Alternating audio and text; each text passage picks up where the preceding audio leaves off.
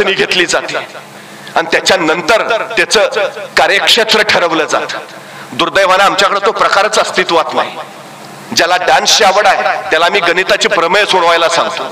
ज्याला सचिन तेंडुलकर व्हायचं आहे त्याला मी इतिहासाचा अभ्यास करायला बसवतो. ज्याला खरंच इतिहासाची आवड आहे त्याला मी तू गोलंदाज झाला पाहिजे उत्तम म्हणून सांगतो. आमच्यात असणाऱ्या नैसर्गिक गुणांची ही हेळसांडच नाही का? काय आहे ते शोधा ना. काय आहे त्याच्यात? पहिल्यांदा हे शोधलं, शिक्षण त्याला म्हणतात. काय आहे ते शोधा. दुर्दैवानं आमच्याकडे हे घडत नाही. म्हणून 100 कोटी लोकसंख्या असणाऱ्या आपल्या देशाला ऑलिम्पिक मध्ये कस तरी एखादं स्वर्ण पदक मिळतं आणि अवघी 10 कोटी लोकसंख्या असणाऱ्या जपानला मात्र 100 स्वर्ण पदक कमावता येतात. याचं कारण ते मुलांच्या गुणांचा शोध घेतात आणि त्याला त्याचाच विकास करायला लावतात. सचिन तेंडुलकर इयत्ता 12वीला इंग्रजीत नापास आहे, पण 12वीच्या इंग्रजीच्या पुस्तकात आज सचिन तेंडुलकर वर धडा आहे. यशाचा धडा गिरवायला एवढा धडा पुरेसा आहे. आमच्या मुलांना गर्दीतले काय बनवतात, त्याच्या मागे गर्दी कशी येईल असा का नाही विचार करत आम्ही. हे सगळ्यात महत्वाचं आहे. मी मगाशी दरेकरांना विचारत होतो, तुमच्यातली किती मुलं स्पर्धा परीक्षेला जातात? डॉक्टर, इंजिनियर, वकील, प्राध्यापक हे चाकोरी आहे, ठरलेलंच आहे. नवे क्षेत्र किती निर्माण करतात? आम्हाला जमणार नाही का? काय अडचण आहे? तुम्हाला माहिती आहे एरोडायनॅमिक्सच्या नियमानुसार फुलपाखरू आकाशात उडू शकत नाही. त्याच्या शरीराची रचनाच अशी आहे की फुलपाखरू आकाशात उडूच शकत नाही, तरी फुलपाखरू उडतं का? कारण फुलपाखराला एरोडायनॅमिक्सचा नियमच माहिती नाही. तुम्हाला माहिती आहे तुम्हाला हे जमणार नाही. तुम्हाला माहिती आहे तुमच्या हातून हे होणार नाही. माहिती कशाला करून देतात? आमची अडचण काय माहिती आहे? आमचा पोरगा काहीतरी नव्या वाटा चोकाळायला लागला. नव्या वाटा तुला जमणार आहे का? ते आपल्या घराण्यात कुणी केलंय का? कशाला उगाच माहिती आहे? आमच्या मुलाने विचारलं हे करू का? तू गप रे. आपण करतो ना, गप रे. आपण गाढवा गप. विषय संपला. तुम्हाला माहिती आहे महाराष्ट्रातल्या सगळ्या घाट रस्त्यांचे शोध गाढवानी लावले. गाढवाकडे अलौकिक गुण आहे. त्याच्या गळ्यात घंटा बांधायचे आणि जंगलात सोडून द्यायचे आणि त्या घंट्याच्या आवाजाच्या मागे मागे माणसं जात राहायचे. अत्यंत जवळचा मार्ग शोधून काढतं गाढव. सगळ्यात जास्त क्षमता आहे त्याच्यात. सगळ्या घाट रस्त्यांचा शोध गाढवानी लावलाय. मग जेवढे आम्ही आमच्या पोरांना गाढव म्हणतो तेवढी त्या गाढवासारखा एक तरी अलौकिक गुण त्याच्यात असेल ना. काय आहे तो? शोधा ना, त्याचा विकास करा ना. जगातलं सगळ्यात श्रीमंत ठिकाण कुठलं? स्मशान. प्रत्येकात काही ना काही अलौकिक गुण आहे, पण आम्हाला पत्ताच लागत नाही. तो तसाच पडून राहतो. चौघांच्या खांद्यावर आम्ही स्मशानात जातो आणि आमच्या बरोबरच तो गुण तिथंच. असे असंख्यांचे असंख्य गुण तिथं पडलेत, ज्यातून जग घडवता आलं असतं, जग सुधारता आलं असतं, पण काही उपयोग नाही. म्हणून जगातलं सगळ्यात श्रीमंत ठिकाण आहे ते. प्रोत्साहन द्या ना, प्रोत्साहन द्या. ज्यांची मुलं जिल्हा पोलीस प्रमुख होतात, ज्यांची मुलं जिल्हाधिकारी होतात, त्यांच्या घरातलं वातावरण तुम्ही कधी बघितलंय का? घडतात तो मुलं त्यांची. आमची का नाही मुलं घडत? प्रेरणा देणं काय प्रकार असतो? अहो, त्यांच्या घरातलं ते मूल उघडं नागडं कपडे न भरताच घरात फिरत असतं. आई चिडत नाही, रागवत नाही, संतापत नाही. त्या मुलाला म्हणते, बाळ किती सुंदर दिसता हो तुम्ही. त्या पोराला आश्चर्य वाटतं, शर्ट नाही, चड्डी नाही, आणि आई म्हणते सुंदर दिसता. ताईला म्हणता, आई खरंच? म्हणले असे सुंदर दिसता, चड्डी घातल्यावर किती सुंदर दिसाल. ते पोरग पळत जातं, चड्डी घालून येतो. आई आता कसा दिसतो? अहो, चड्डी घातल्यावर एवढे सुंदर दिसता, शर्ट घातल्यावर किती सुंदर दिसाल. पोरग पळत जातं, शर्ट घालून येतं. आई आता कसा दिसतो? अहो, कपडे घातल्यावर एवढे सुंदर दिसता, जराशी पावडर लावली, थोडासा भांग पाडला, किती छान दिसाल. पोरग पळत जातं, पावडर लावतं, भांग पाडतंय. आई आता कसा दिसतो? तोपर्यंत बाबा आलेले असतात. अहो, अख्ख्या धोंडेवाडीत तुमच्या इतकं कुणी देखणं नाही. पोराला आणखी उत्साह येतो, आजूबाजूला जातो, आजोबा आजोबा मी कसा आहे? अहो, कलेक्टर आहे माझा. तो संपला विषय. मुलगा कलेक्टरच. काय करायला करावं? काय लागतं? एक कौतुकाची थाप आमच्या पोराला घडवणारी ठरू शकते. एक कौतुकाची थाप. बळ द्या ना, फक्त प्रोत्साहन द्या, प्रेरणा द्या, बस. काही अडचण नाही. मला सांगा ना, छत्रपती शिवाजी महाराज 12 वर्षाचे आहेत. स्वराज्य हे महाराजा शहाजीराजे आणि माँसाहेब जिजाऊ यांचं काळी स्वप्न आहे. 3 प्रयत्न केले शहाजीराजांनी, 3ही अपयशी झाले. शिवाजी महाराजांच्या माध्यमातून हा 4था प्रयत्न आहे. आणि ठरलं असं की थोरले पुत्र संभाजीराजे यांनी कर्नाटकात राज्य उभा करावं आणि धाकटे पुत्र शिवाजीराजे यांनी माँसाहेब जिजाऊंच्या सोबत पुण्यात राहून महाराष्ट्रातलं राज्य घडवावं. निघाले 12 वर्षाचे शुभाराजे माँसाहेब जिजाऊंबरोबर पुण्याकडे. एका पित्यानं काय द्यावं वडिलांना, आपल्या पुत्राला काय द्यावं? माझा आशीर्वाद आहे. कसं घडतं व्यक्तिमत्व, कसं नेतृत्व घडतं, कसं कर्तृत्व घडतं? एक पिता काय सांगतोय पुत्राला? 12 वर्षाचा आहे पुत्र. त्यावेळी शहाजी राजांनी स्वतः तयार केलेली एक मुद्रा शुभाराजांच्या हातावर ठेवली. हे घडवायचंय तुम्हाला, स्वप्न दिलं, महत्वाकांक्षा दिली, काय करायचंय तुम्हाला, हे विश्वास किती आहे पित्याला, माझा पुत्र हे करेल, करणारच. काय सांगतात शहाजीराजे मुद्रेतून? प्रतिपच्च चंद्रलेखेवर मुद्रा वर्देष्णु विश्ववंदिता शहापुरो शुभजातस्य मुद्रा घौरी वराजते. एक पिता स्वप्न पाहतोय, सांगतोय काय? प्रतिपदेच्या चंद्राच्या कलेप्रमाणे तुमचं राज्य वाढत वाढत वाढत जाईल आणि एक दिवस ते विश्वाला वंदनीय होईल. किती खात्री आहे? अजून सुरुवात व्हायची, अजून शिवाजी महाराज पुण्यात पोहोचायचे आणि शहाजीराजे सांगतायत मला खात्री आहे तुमचं राज्य प्रतिपदेच्या चंद्राच्या कलेप्रमाणे वाढत वाढत जाईल आणि एक दिवस ते विश्वाला वंदनीय होईल. बाकीचा विषयच नाही हो. तुम्हाला जमेल का, कराल का, होईल का? शंकाच नाही, अजिबात नाही. तुम्ही विश्वास ठेवा, पिढीवर विश्वास ठेवा, मुलांवर विश्वास ठेवा, बळ वाढवा, करणारच. दिली महत्वाकांक्षा, दिली स्वप्न, दिलं आकांक्षा, दिली. आणखी काय दिलं? एक छोटं मंत्रिमंडळ दिलं शहाजीराजांनी शुभाराजांच्या सोबत. उद्या तुम्हाला तुमचं मंत्रिमंडळ उभा करायचं आहे. आणि काय दिलं? भगवा ध्वज दिला. तुमच्या उद्याच्या उभा राहणाऱ्या स्वराज्याचा हा दौलत ध्वज बनवा. केवढी खात्री आहे, राज्य उभाच राहणार आहे आणि उभा राहणाऱ्या ह्या राज्याचा दौलत ध्वज हा भगवा ध्वज असणार आहे. पण एक पिता त्याच वेळी आपल्या पुत्राला सांगतोय, पण राजे ध्यानी ठेवा, हा भगवा कुणालाही पेलणं शक्य होत नाही. त्यासाठी मनगटात राग आणि छातीत धग असावी लागते. आम्हाला खात्री आहे तुमच्याची आहे. हा भगवा साधा नाही, हा भगवा भगवान श्रीकृष्णांचा, हा भगवा प्रभू श्री रामचंद्रांचा, हा भगवा रामकृष्ण हरी म्हणत वारीला जाणाऱ्या वारकऱ्यांचा, हा भगवा हर हर महादेव म्हणत रंगावर कोसळणाऱ्या धारकऱ्यांचा, हा भगवा त्यागाचा, शौर्याचा, पराक्रमाचा, हा भगवा स्मितेचा, अभिमानाचा आणि स्वाभिमानाचा राजे, हा भगवा भगवा फडकू द्या. एक पिता स्वप्न देतो आणि त्या दिवसापासून शेवटच्या दिवसापर्यंत हा एक पुत्र आपल्या आईवडिलांचं स्वप्न पूर्ण करण्यासाठी स्वतःच्या आयुष्याचं रणांगण करून घेतोय. 35 वर्षात 750 वर्षाचं पारतंत्र्य हटवलंय. 35 वर्षात फक्त जगाच्या पाठीवर अशी क्रांतीच घडली नाही कुठे. 35 वर्षात 750 वर्षाचं पारतंत्र्य हटवलं आणि 6 जून 1674 आपल्या पित्यानं दिलेलं स्वप्न या पुत्रानं पूर्ण केलं. महाराजांचा राज्याभिषेक झाला. घडवता येतं हवंच.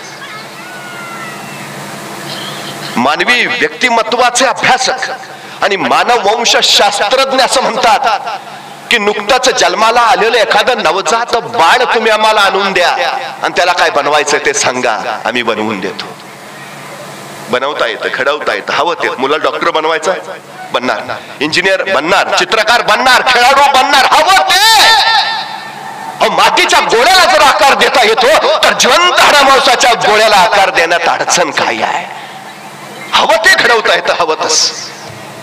आजूबाजूचं वातावरण, आजूबाजूचे संस्कार, प्रेरणा, ते ते ते तसं हवं, बस, बाकी काही नाही. सगळ्यात महत्वाची गोष्ट ती आहे, सगळं आहे, सगळं आहे. शिक्षण म्हणजे काय? एक शिल्पकार दगडातनं सुंदर सुंदर मूर्ती तयार करत होता, विलक्षण असामान्य मूर्ती. माणसं बघायची आणि भारावून जायची. कुणीतरी एकानं विचारलं त्या शिल्पकाराला, अहो या ओबड दगडातनं तुम्ही इतक्या सुंदर सुंदर मूर्ती कशा काय तयार करता? तो शिल्पकार म्हटला, मी तसं काहीच वेगळं करत नाही, मी फक्त नको तेवढा भाग काढून टाकतो. मूर्ती दगडातच असतात, मूर्ती तर दगडातच असतात, मी फक्त नको तेवढा भाग काढून टाकतो. आमचं शिक्षण काय करतं? आमच्या विद्यार्थ्यांमधला फक्त नको तेवढा भाग काढून टाकतं, मूर्ती आत असतातच. आता काय काय फारच हुशार असतात, नको तेवढा राहू द्या, बाकीचं जाऊ द्या, अडचण आहे. मी परवा आमच्या महाविद्यालयाच्या प्रांगणातनं फिरत होतो, एक विद्यार्थी पायरीवर निवांत आरामात बसलेला मला दिसला. मी त्याला सहज विचारलं, काय रे निवांत आरामात बसलायस, काय करत का नाही? म्हटलं म्हणजे काय होईल? अरे म्हटलं अभ्यास कर. बरं म्हटलं केला अभ्यास, मग काय होईल? अरे म्हटलं पेपर सोपे जातील. बरं म्हटलं गेले पेपर सोपे, मग काय होईल? अरे म्हटलं चांगले मार्क मिळतील. म्हटलं मिळाले चांगले मार्क, मग काय होईल? अरे म्हटलं चांगली पदवी मिळेल. बरं म्हटलं मिळाली चांगली पदवी, मग काय होईल? अरे म्हटलं चांगली नोकरी मिळेल. बरं म्हटलं मिळाली चांगली नोकरी, मग काय होईल? अरे म्हटलं चांगला पगार मिळेल. बरं म्हटलं मिळाला चांगला पगार, मग काय होईल? अरे म्हटलं चांगले पैसे मिळतील. बरं म्हटलं मिळाले चांगले पैसे, मग काय होईल? अरे म्हटलं त्या पैशाचं तुला पाहिजे तिथे विकत घेता येईल. बरं म्हटलं घेतलं विकत, मग काय होईल? अरे मग म्हटलं तुला निवांत आरामात राहता येईल. मग माझं आता काय चाललंय? हा सगळा उद्योग जर निवांत आरामात राहण्यासाठीच करायचा आहे, आता पायरीवर आरामातच आहे की कशासाठी? काय बनायचं आहे, काय मिळवायचं आहे? आराम हे आयुष्याचं ध्येय असू शकत नाही. निवांतपणा यासाठी हे सगळं झगडणं नाही. का सगळं हवं? अहो आम्ही एखादा सुंदर बंगला बांधतो, बंगल्यावर स्वतःच नावाची पाटी लावतो आणि स्वतःच्या नावाच्या पाठीवर नावाखाली काय लिहितो? 100 एकरचे बागायतदार. नावाखाली काय लिहितो? 80 तोळे सोन्याचे मालक. नावाखाली काय लिहितो? 50 गायींच्या गोठ्याचे मालक. नावाखाली काय लिहितो? 3 फॅक्टरीचे मालक. नावाखाली काय लिहितो? आमची जमीन किती लिहित नाही, आमचा गोठा किती गायींचा लिहित नाही, आमच्याकडे किती सोनं आहे ते लिहित नाही, बँक बॅलन्स आम्ही लिहित नाही. नावाखाली काय लिहितो? आम्ही किती शिकलो ते लिहितो. आम्ही लिहितो MA, आम्ही लिहितो BA, आम्ही लिहितो MA BEd, आम्ही लिहितो MBBS, आम्ही लिहितो MD. तुमच्या नावाला किंमत तुमच्या शिक्षणामुळे येते. शिक्षण तुम्हाला मोठं बनवतं, हे सगळ्यात महत्वाचं. जमिनीच्या बळावर ज्ञान मिळवू शकत नाही, पण ज्ञानाच्या बळावर तुम्ही जमीन कमवू शकता, ही सगळ्यात महत्वाची गोष्ट आहे. मिळवायचं जर असेल तर ज्ञान मिळवा. ज्ञानाची श्रीमंतीच तुम्हाला सगळ्यात जास्त श्रीमंत बनवणार. हे एकदा आमच्या पोरांच्या उरात घुसू द्या, मग पोरं घडतील. कशामुळे किंमत आहे तुम्हाला? काय बनवू शकता तू? आणि सगळं आहे हो आमच्यात, काय नाही. आम्ही ती उर्मी फक्त त्याच्यात पेरायला आहे. आमच्या अलीकडची अडचण काय माहिती आहे? वडिलांनाच माहिती नाही मुलगा कितवीत आहे ते. चाललंय पोरांच्या नावावर पैशाच्या ठेवी ठेवण्यापेक्षा त्याच्या नावावर जर संस्काराच्या ठेवी ठेवल्या तर नावाला आणि घरालाही शोभा येईल. ही सगळ्यात महत्वाची गोष्ट आहे. आम्ही ते करायला हवं. आम्ही कशासाठी जगतो? आमच्या जगण्याचं ध्येय काय आहे? आमची ही उद्याची पिढी, उद्याची मुलं घडावीत, हे मी आता येता नारायणगावच्या समोर एक 35 वर्षाचा युवक 8-10 दिवसापूर्वी एक्सपायर झाला. लिव्हर बाद झालं. 35 वर्ष. त्याच्या वडिलांची भेट घेऊन आला. ज्या मुलानं वडिलांच्या उतार वयात त्यांच्या जगण्याला आधार द्यावा, ते वडील आता त्याच्या 2 वर्षाच्या मुलाला आधार द्यायला पुन्हा उभा राहिलेत. कुठली पिढी घडवतो आम्ही? काय करतो आहोत? आम्ही शांतपणे या सगळ्या गोष्टींचा कधीतरी विचार करायला हवा. उद्याची पिढी घडवणं हे आमचं सगळ्यात महत्वाचं कार्य असायला हवं. हे सगळ्यात महत्वाची क्षमता असतात हो प्रत्येकात. सगळं आमच्या सगळ्याच गोष्टी सगळ्यांमध्ये कधीच नसतात, पण कुणातच नाही अशी एखादी गोष्ट आपल्यात असतेच असते. हे महत्वाचं आहे. त्याच्या बळावर आपण जग जिंकू शकतो. हल्लीची परिस्थिती अवघड झाली. मी परवा एका मुलाला विचारलं, काय रे 100 मीटर पळशील का? तो 2 मिनिटं माझ्याकडेच बघत बसला. अरे म्हणलं 100 मीटर पळशील का? त्यांनी मला परत विचारलं 100 मीटर म्हणजे किती? मग माझ्या लक्षात आलं.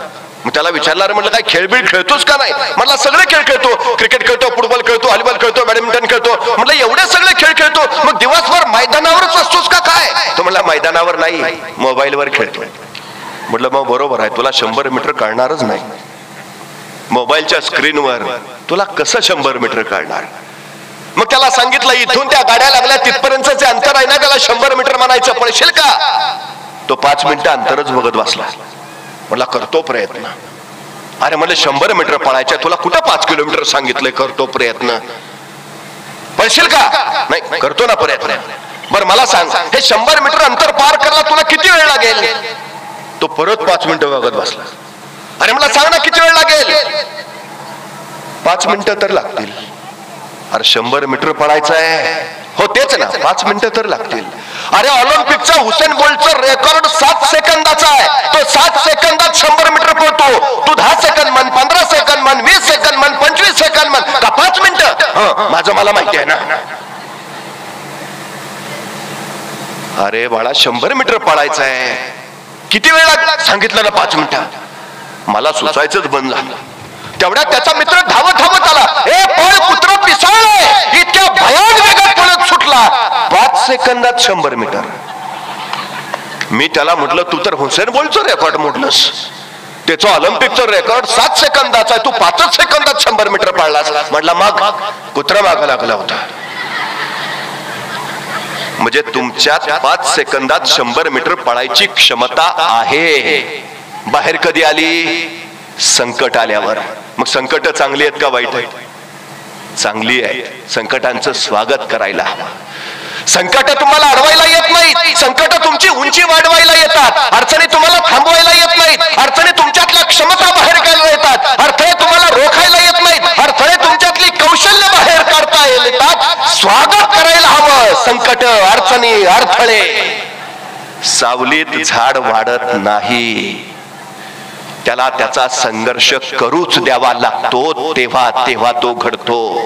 आमच्या पिढ्या जर घडवायच्या असतील तर सगळ्यात महत्वाची गोष्ट आहे त्यांचा संघर्ष त्यांना करू द्या. आमची अडचण काय आहे सध्या? मुलगा आईला विचारतो, आई सायकल शिकू का? नको, पडशील. पोहायला जाऊ का? नको, बुडशील. मग खेळायला जाऊ का? नको, धडपडशील. मग करू काय? टीव्ही बघ. कशी घडणार आहेत मुलं आमची? एखाद्यानं प्रचंड मोठं कर्तृत्व गाजवलं की त्याला गरुड झेप म्हणतात. त्यांनी गरुड झेप घेतली.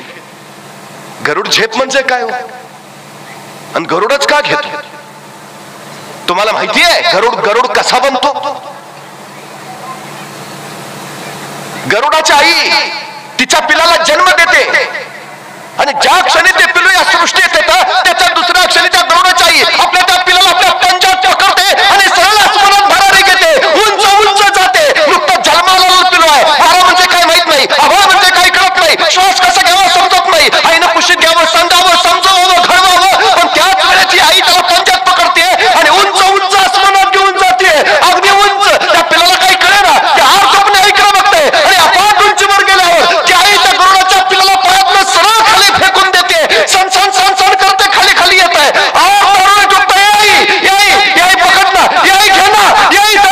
त्याने खाली बघितलंय, खाली आता जमिनीवर आपटायचं आणि संपला, मृत्यू ठरलेला. आत्मसात घालतोय, आई. पण त्याची आई बघत नाही. आई फक्त आसमानात घिरट्या घालते. ते पिलू वेगात खाली येते आणि आता आपण आपटणार, मरणार. अशा क्षणी ते पिलू सगळी शक्ती एकवट स्वतःचे इवल्याचे पंख बाहेर काढतं, वरावर सोड करायचा प्रयत्न करतं.